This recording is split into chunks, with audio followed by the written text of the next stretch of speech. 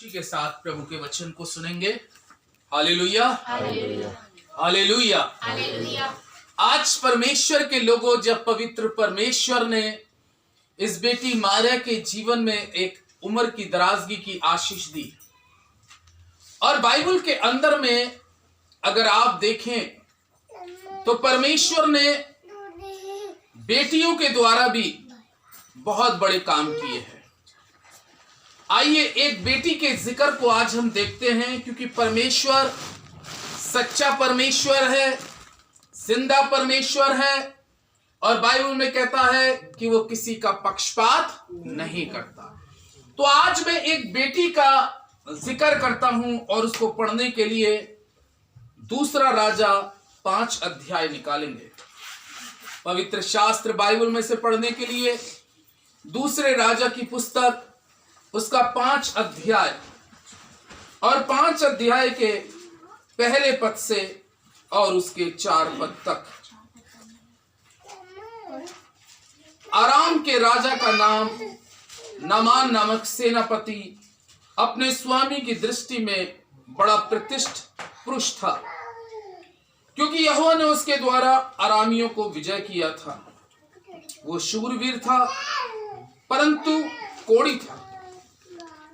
अरामी लोग दल बांधकर इज़राइल के देश में जाकर वहां से एक छोटी लड़की बंदी बनाकर ले आए, और वो नामान की पत्नी की सेवा करती थी। उसने अपनी स्वामी से कहा, यदि मेरा स्वामी शोमरोन के भविष्यवक्ता के पास होता तो क्या ही अच्छा होता, क्योंकि वो उसके कोढ़ से उसको चंगा कर देता। तो नामान ने अपने प्रभु के पास जाकर कह दिया, इज़राइली लड़की इस प्रकार कहती है। परमेश्वर अपने वचन पर आशीष दे। आमीन, आमीन, हालेलुया। एक पद से लेकर 4 पद तक आपके सामने पढ़ा गया।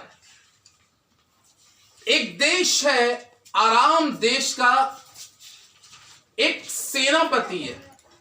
आराम देश का एक कौन है? सेनापति है। और आराम देश के सेनापति का नाम क्या है? नामान है। हालेलुया।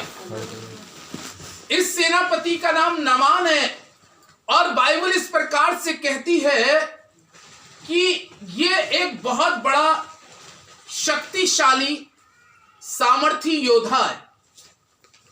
और इस नामान के साथ में बाइबल क्योंकि साफ कहती है कि परमेश्वर ने नामान के द्वारा कई एक युद्ध क्या कराए हैं? जिताए हैं परमेश्वर ने। इसका मतलब कहीं ना कहीं ऐसा लगता है कि जब परमेश्वर नामान के साथ है तो इसलिए परमेश्वर ने युद्ध जितवाए हैं। और बहुत से युद्धों में इस सेनापति ने युद्ध किए हैं, और इस बहुत से युद्ध में परमेश्वर इसको जिताता लाया है। लेकिन एक बार की बात है, परमेश्वर का कलाम क्या कहता है? इज़राइल का और आराम देश का क्या हो रहा है? युद्ध हो रहा है। 2 देश आपस में क्या कर रहे हैं? लड़ रहे हैं। एक देश का नाम है इज़राइल, दूसरे देश का नाम है आराम, और ये आराम का सेनापति, इसका नाम क्या है? नामान। और बाइबल हमें इस प्रकार से कहती है, परमेश्वर का वचन बताता है कि ये युद्ध जो है, जब इज़राइल का और आराम का छिड़ गया तो ये युद्ध धीरे धीरे बढ़ता बढ़ता एक बड़ी गंभीर स्थिति में चला गया। और ये युद्ध बहुत सामर्थी युद्ध हो रहा था। लेकिन इस युद्ध के अंदर में क्या होता है? जीत ना तो आराम के राजा की होती है और ना इज़राइल के राजा की होती है। युद्ध अगर हम देखें तो ये युद्ध का निर्णय अगर हम कहें तो निर्णय ये नहीं निकला कि कौन जीता और कौन हारा। लेकिन सबसे बड़ी बात क्या थी कि जब आरामी लोग वापिस युद्ध के मैदान से जा रहे थे, क्योंकि युद्ध का कोई लड़ाई का कोई निचोड़ ही नहीं निकल के आ रहा था। दोनों सेना ताकतवर थी, दोनों सेना शक्तिशाली थी और दोनों के पावरफुल हथियार थे, इसलिए किसी की जीत नहीं हुई। तब बाइबल क्या कहती है मालूम है? जब अरामी लोग वापिस जा रहे थे अपने देश में, तो अरामियों के सेनापति जिसका नाम नमान है, क्या है? नमान। उसने पता है क्या किया? एक छोटी इजरायली बेटी को क्या लिखा है? बंदी बना लिया। जाते में उसको एक छोटी लड़की मिल गई। जब मैं इस छोटी बच्ची को देख रहा हूं तो मैं ये बताना चाहता हूं कि परमेश्वर अपना काम किस तरीके से कराता है और किस तरीके से परमेश्वर अपने लोगों की महिमा को बढ़ा देता है। कलाम में लिखा है ना, रोमियो 8 के अंदर में लिखा है कि परमेश्वर के लोगों के लिए सब बातें मिलकर भलाई को उत्पन्न करती हैं। परमेश्वर कभी कभी कुछ ऐसा काम करता है जो हमें शुरू में देखने में बड़ा अटपटा लगता है, लेकिन परमेश्वर तो परमेश्वर है, वो हमारे बारे में दूर तक की चिंता जानता है और करता है। हालेलुया। एक छोटी बेटी को जब नामान बंदी बना के ले गया अपने देश में आराम के अंदर में, और परमेश्वर का वचन कहता है, क्योंकि छोटी लड़की का जिक्र आया है तो ज्यादा बड़ी तो नहीं होगी। छोटी लड़की अगर हम बात करें तो आज ये मायरा छोटी लड़की है, छोटी, इतनी बड़ी तो बच्चा को, छोटी को छोटा ही तो बोलते। तो अच्छी थी, देखने में सुंदर थी, और परमेश्वर का वचन कहता है कि जब वो आराम देश में सेनापति ने उसको अपनी औरत के पास छोड़ दिया, और बाइबल में लिखा है जब जब नामान आता था तब तक इस बेटी की निगाह नामान के शरीर पे पड़ती थी, और जब जब वो नामान का शरीर देखती थी बेटी कि ये तो जिसके मैं घर में हूं, लेकिन ये तो कैसा व्यक्ति है? कोढ़ी है। कैसा था? कोढ़ी। शूरवीर है, ताकतवर है, युद्ध की कलाएं जानता है। बेटी को वहां से निकाल के ले आया। लेकिन बाइबल में जब मैं इसको पढ़ रहा हूं कि परमेश्वर ने नामान के द्वारा बहुत से युद्ध क्या किए थे? जितवाए थे। अब परमेश्वर अपनी महिमा को किस तरीके से करने के लिए उसने एक बेटी को आरामियों के पास पहुंचा दिया, बंदी गृह में। कलाम में लिखा बंधुआई में चली गई। एक दिन मालूम है क्या होता है? परमेश्वर का वचन क्या कहता है? वो छोटी बेटी स्वामीन से बोलने लगी। क्या बोलने लगी? अगर नामान यानी कि मेरा स्वामी शोमरोन में होता, यानी कि इज़राइल में होता, तो वहां पर एक भविष्यवक्ता है जो इसके कोढ़ को क्या कर देता? चंगा कर देता। हालेलुया। गवाही जरूर जीवन में होनी चाहिए। जिस मनुष्य के जीवन में गवाही नहीं है तो वह परमेश्वर का गवाह कैसे बन सकता है? वो बेटी छोटी थी, वो जानती थी कि मेरे देश के अंदर में एक बड़ा भविष्यवक्ता रहता है, और उस भविष्यवक्ता के साथ में खुदा रहता है, खुदा की रूह उसके साथ रहती है, और वो जो कहता है वो होता है। ये इतनी छोटी सी लड़की उस भविष्यवक्ता को जानती थी। हालेलुया। काश हमारे छोटे छोटे बच्चे, छोटी छोटी बेटियां, छोटे छोटे बेटा, काश इस वचन के भविष्यवक्ताओं को और आज के युग के अच्छे अच्छे पास्टरों को जानना बहुत जरूरी है। हालेलुया। उसने बस इतनी बड़ी बात कह दी, इतनी छोटी सी बात, कि अगर ये शोमरोन में होता, वहां पर एक बड़ा भविष्यवक्ता है, वो इसके कोढ़ को क्या कर देता? चंगा कर देता। कोढ़ को, यानी कि परमेश्वर जो है अपनी महिमा किसी भी छोटे से छोटी बेटी से भी ले सकता, छोटी से छोटे बच्चे से भी प्रभु अपनी महिमा ले सकता है। जब उसकी स्वामी ने सुना, क्या सुना? अरे ये छोटी बेटी, कहते हैं हिंदी में कहावत कि छोटे बच्चे हमेशा क्या बोलते हैं? सच बोलते हैं। उसने फॉलो कर लिया, उसको रिसीव कर लिया। नामान की पत्नी ने उसकी बात को ग्रहण कर लिया। ये जो कह रही है ये सही कह रही है कि अगर ये वहां होगा तो मेरा स्वामी का कोढ़ चंगा कर देगा, क्योंकि वहां पर एक भविष्यवक्ता ऐसा रहता है जो इसके कोढ़ से इसको मुक्त कर देगा।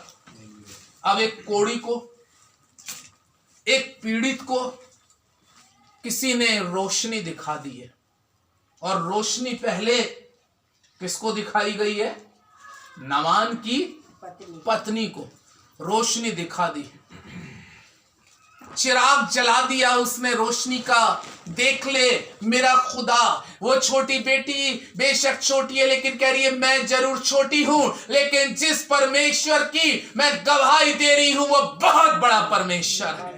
जिस परमेश्वर की मैं गवाही दे रही हूं वो नामान का चाहे कैसा भी भारी कोढ़ हो, वो परमेश्वर उस कोढ़ से उसको मुक्त कर देगा।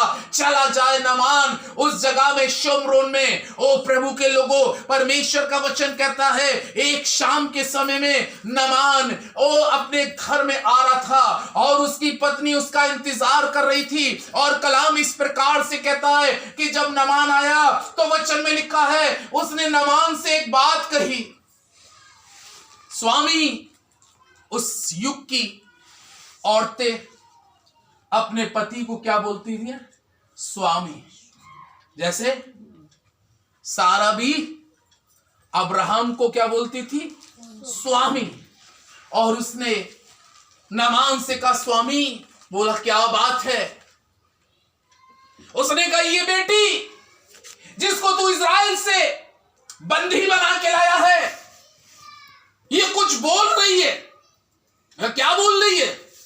उसने कहा ये कह रही है कि तू जिंदगी भर से बचपने से कोढ़ से भरा हुआ है, ताकतवर है, शक्तिशाली है, युद्ध की विद्याएं सारी मालूम है, बहुत से युद्ध तूने जीते हैं, लेकिन आज भी तू बहुत से युद्धों को जीत कर भी आज भी हारा हुआ है। क्यों हारा हुआ है? क्योंकि तू कैसा है? कोढ़ी है। लेकिन ये बेटी ने आज जब हमारे घर में आई है, इसका हमारे घर में आना, हमारे घर में कदम रखना, हमारे घर के अंदर में प्रवेश करना, ये हमारे घर के लिए उजियाला बन के आ गई है। ये हमारे घर के लिए रोशनी बन के आई है। ये हमारे घर का दुख को दूर करने के लिए आई है। ये हमारे घर की परेशानियों का अंत करने आई है। नामान, तेरे जीवन का जो सारा दुख है, ये बेटी तेरे दुख को आनंद में बदलने के लिए आई है। लेकिन क्या कह रही है? इसके मुंह से सुन ले ओ परमेश्वर के लोगों। वो बेटी कहने लगी अगर तू मेरे देश में चला जा तो वहां पर एक प्रॉफिट है, वहां पर एक भविष्यवक्ता है, वो तेरे कोढ़ को, तेरी बीमारी को तेरे शरीर से बाहर कर देगा। ये है परमेश्वर का काम, ये है खुदा का काम। कलाम में लिखा है इस बच्ची की, छोटी सी बेटी की बातें सुनकर नामान के दिल में विश्वास आ गया। क्या आ गया? विश्वास आ गया। और जब उसके जीवन के अंदर में विश्वास आ गया तो वो आराम देश के राजा के पास में गया, और आराम देश के राजा के पास में जाकर उसने एक पत्र लिखवाया और उसने कहा देख मैं इज़राइल देश के राजा के लिए एक पत्र लिख देता हूं और तू इस पत्र को लेके जाना। और कलाम में लिखा है कि जब वो उस पत्र को लेके चला है, आप अगर इसको पूरे चैप्टर को पढ़ेंगे तो आपको पूरा पता चल जाएगा। कलाम में लिखा है जब नामान चला है अपने साथ भेंट चढ़ाने के लिए सोना चांदी वस्त्र और बहुमूल्य चीजें लेके चला है। कलाम में लिखा है अपने ओ रथ पर चल दिया, और कलाम में लिखा है वो इजराइल देश के राजा के पास पहुंचा। और जब इजराइल देश के राजा के पास पहुंचा तो उसने कहा, देख आराम देश के राजा ने तेरे पास में ये पत्र भेजा है। और कलाम में लिखा है और इजराइल देश का राजा उस पत्र को पढ़कर कहने लगा, निश्चित है आराम देश का राजा मुझसे कोई लड़ाई करना चाहता है। क्या मैं मारने वाला, क्या मैं जिलाने वाला हूं, क्या मैं कैसे चंगा कर सकता हूं? तब एक सेवक ने इजराइल के राजा से कहा, तू क्यों भयभीत होता है, तू क्यों परेशान होता है? क्या तुझे मालूम है तेरे देश के अंदर में एक भविष्यवक्ता है जिसका नाम एलीशा है। क्या नाम है? एलीशा है। तो इसको उसके पास भेज दे। वो बेटी सही कह रही है, जिसने इजराइल में कहा है, उसने राजा को बताया, नहीं मैं लड़ाई के मूड से नहीं आया हूं, मैं अपनी चंगाई के मूड से आया हूं, मैं अपनी चंगाई को लेने आया हूं। तेरे देश में मेरा आने का कारण यह है कि तेरे देश की बेटी ने इस चीज की गवाही मेरे घर के अंदर में दे दी है कि तू अगर इजराइल में चला जाए, शोमरोन में भविष्यवक्ता है, तेरे कोढ़ को चंगा कर देगा। आज मैं तलवार चलाने नहीं आया, आज मैं कोई युद्ध करने नहीं आया, आज मैं दीन और नम्र होके आया हूं।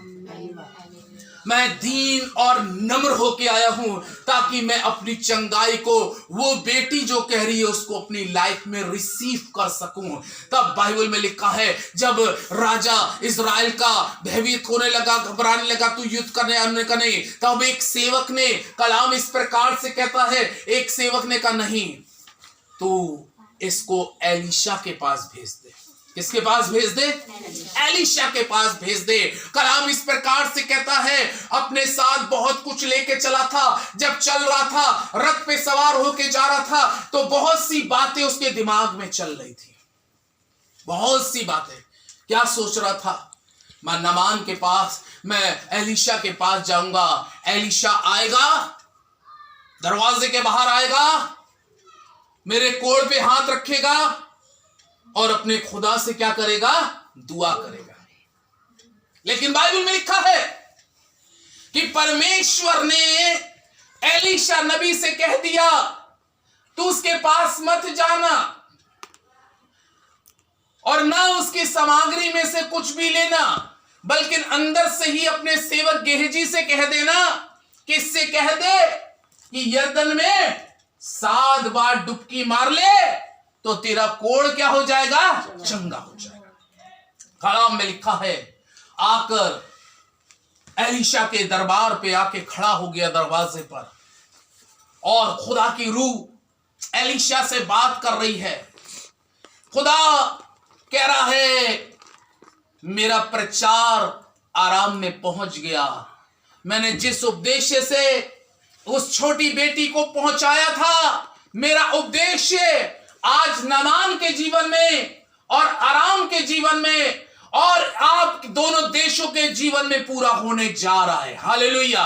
और तब परमेश्वर का कलाम कहता है, एलीशा का सेवक जिसका नाम गेहजी है, गेहजी उसके पास आया और आके कहने लगा, नबी तेरे लिए एक बात कहता है, नबी तेरे लिए एक बात कहता है। बोला, क्या आदेश है, क्या हुक्म है? उसने कहा, नबी ये कहता है कि तू जा और यरदन में जाकर 7 बार डुबकी मार ले तो तेरा कोढ़ चंगा हो जाए। लेकिन बाइबल में लिखा है, इस बात को सुनकर वो नाराजगी के साथ जाने लगा। कैसे जा रहा था? नाराजगी के साथ। उसकी नाराजगी क्या थी? मैंने तो सोचा था, क्या सोचा था? कि नबी आएगा, मेरे सिर पे हाथ रखेगा, मेरे कोढ़ पे हाथ रखेगा, अपने परमेश्वर से दुआ करेगा, लेकिन ऐसा तो कुछ नहीं हुआ। क्रोध में जा रहा था। कई बार हम अपनी आशीष, कलाम में लिखा है, आज्ञा क्या है? दीपक है। आज्ञा क्या है? दीपक। उस छोटी सी बात को लेकर इतने दूर देश में तो जरूर चला गया, लेकिन जब एलीशा के दरबार से, एलीशा के दरवाजे से लौट के जा रहा था तो गुस्से और क्रोध में जा रहा था। कह रहा है, क्या मेरे देश में अवाना और परपर नदियां इजराइल की नदियों से बढ़कर नहीं है? मैं उसमें नहा के शुद्ध हो सकता हूं। गुस्से में, क्रोध में लौटा जा रहा था। कभी कभी परमेश्वर के लोगों, हम परमेश्वर की सीधी बातों को सीधी तरीके से नहीं लेते, हम उसको अपने दिमाग से बदलना शुरू करते हैं, उसकी बातों को चेंज करना शुरू करते हैं। लेकिन परमेश्वर जैसी ब्लेसिंग देना चाहता है वो वैसे ही ब्लेसिंग देगा। और तब बाइबल लिखा है, जब क्रोध से, गुस्से से लौटा चला जा रहा था, उसके सेवक ने रास्ते में उससे कहा, अरे नामान तू क्यों गुस्सा कर रहा है, क्यों क्रोधित हो रहा है? अरे उस छोटी बेटी ने जब तुझे कहा था तो तुझे आना ही नहीं चाहिए था, जब तू उसकी विश्वास पे यहां तक आ गया और नबी ने तुझसे ये बात कह दी, तो अब नबी की बात करने में विलंब क्यों कर रहा है, देर क्यों कर रहा है? तब परमेश्वर का कलाम कह रहा, उसने कहा, देख यरदन नदी आ गई सामने, यरदन नदी सामने आ गई, यही वक्त है उस खुदा के दास की, उस नबी की आज्ञा को मान ले। कलाम कहता है परमेश्वर के लोगों अपने रथ से उतर गया, अपने रथ से उतरकर, कलाम में लिखा है यरदन नदी में पहुंच गया। कहां पहुंच गया? यरदन नदी में पहुंच गया। कलाम कहता है उसने पहली डुबकी मारी, देखा शरीर, पहली डुबकी में कुछ नहीं हुआ। पता क्या सोच रहा था? वो अपने दिमाग से सोच रहा था। अपने दिमाग से क्या सोच रहा था? पहली डुबकी मारूंगा तो थोड़ा बहुत तो हल्का हो ही जाएगा, थोड़ा बहुत तो कुछ कम दिखाई देगा। पहली डुबकी मारी, वैसे का वैसे अभी तो कुछ ही नहीं हुआ, तो थोड़ा बहुत तो हो जाता। दूसरी डुबकी मारी, कुछ नहीं हुआ। तीसरी डुबकी मारी, कुछ नहीं हुआ। चौथी डुबकी मारी, कुछ नहीं हुआ। पांचवी मारी डुबकी, कुछ नहीं हुआ। छठी डुबकी मारी, अब सोच रहा होगा अब सातवीं डुबकी में क्या होगा। अरे नहीं, खुदा के लोगों, वचन कह रहा है तू मेरी आज्ञा का क्या कर, पालन कर। उसको क्या आदेश मिला था? कितनी डुबकी मारने का? 7 डुबकी मारने का। परमेश्वर के लोगों, 6 डुबकी तक उसके शरीर पे कुछ नहीं हुआ, वैसी का वैसे निकला। लेकिन परमेश्वर का वचन क्या कहता है? इसमें एक आयत को उसी को देखने की, उसने जब 7वीं डुबकी मारी तो परमेश्वर का वचन इस प्रकार से कहता है 14 पद के अंदर में, तब उसने परमेश्वर के भक्त के वचन के अनुसार यरदन में जाकर उसमें 7 बार डुबकी मारी और उसका शरीर छोटे लड़का सा हो गया और वो क्या हो गया? शुद्ध हो गया। हालेलुया। 14वें पद में क्या कह रहा है? जब उसने 7वीं बार डुबकी मारी और डुबकी मार के जैसे ही वो ऊपर आया, ओ देखा मैं हील हो गया, मेरा कोढ़ चला गया,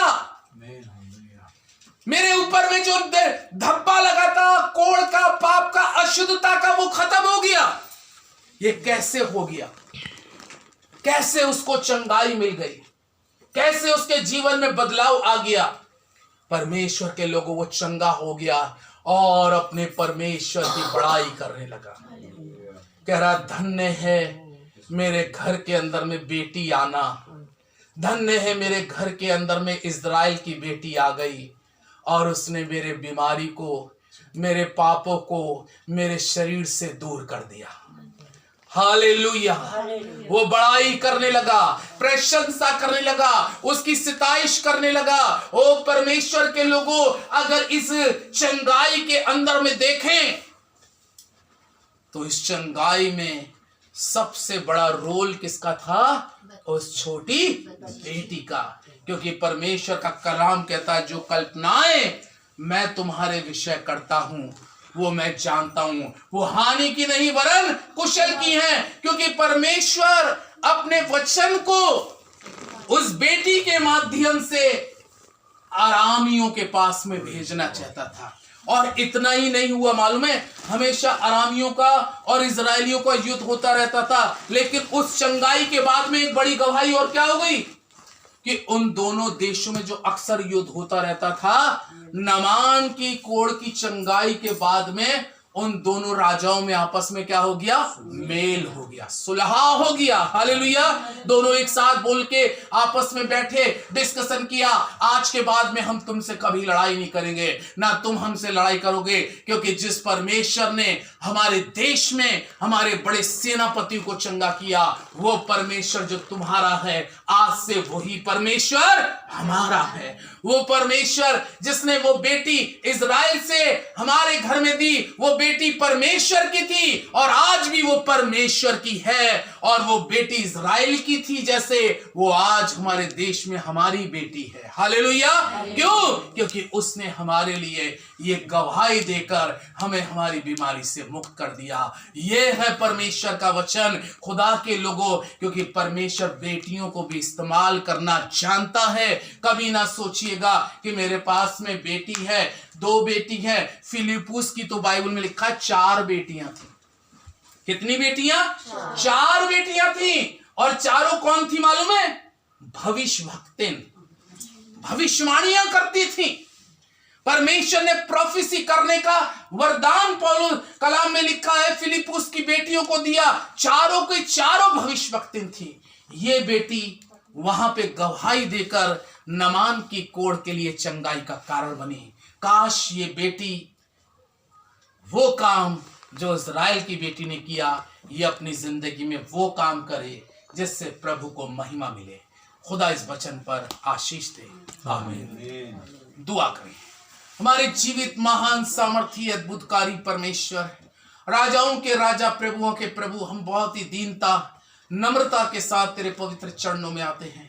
प्यारे प्रभु, आज की इस शाम में धन्यवाद करते, तूने इस बेटी के, छोटी बेटी के द्वारा इतने बड़े शख्स के कोढ़ को दूर करा दिया खुदा बाप, क्योंकि उसके जीवन में गवाही थी।